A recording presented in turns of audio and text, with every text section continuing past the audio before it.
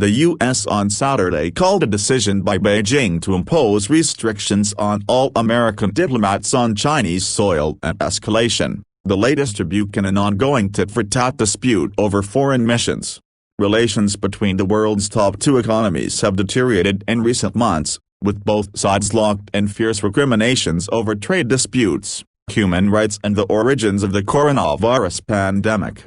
On Friday, China announced reciprocal restrictions against U.S. diplomats, days after Washington announced new restrictions on staff working for Beijing's foreign missions.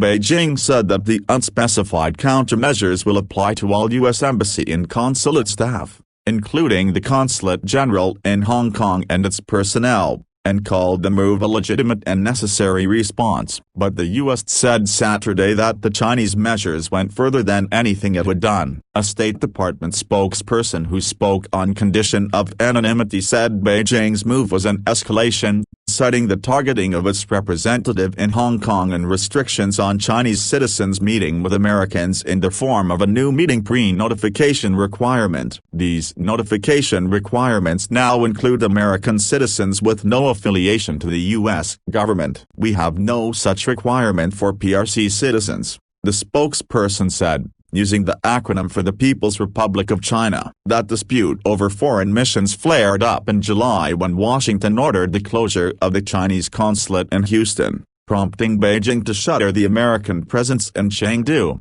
The battle over diplomatic outposts is only one front in an escalating confrontation between the U.S. and China. Washington has imposed sanctions on officials accused of helping orchestrate China's mass internment of Uyghurs and other mostly Muslim minorities in the country's Xinjiang region, a program that has prompted a global human rights outcry. Last month it blacklisted officials it accused of suppressing freedom and democratic processes in Hong Kong, after the imposition of a national security law aimed at quelling civil unrest in the financial hub. The move prompted China to issue its own sanctions against several prominent Americans. President Donald Trump has also provoked a furious reaction from Chinese officials by blaming Beijing for the global spread of the coronavirus. And Washington has additionally accused Chinese tech firms and platforms, from Huawei to TikTok, of working in the interests of the Chinese Communist Party. Beijing denied on Friday it was attempting to meddle in the upcoming U.S. presidential election after tech giant Microsoft said it thwarted cyber attacks from overseas groups, including from China.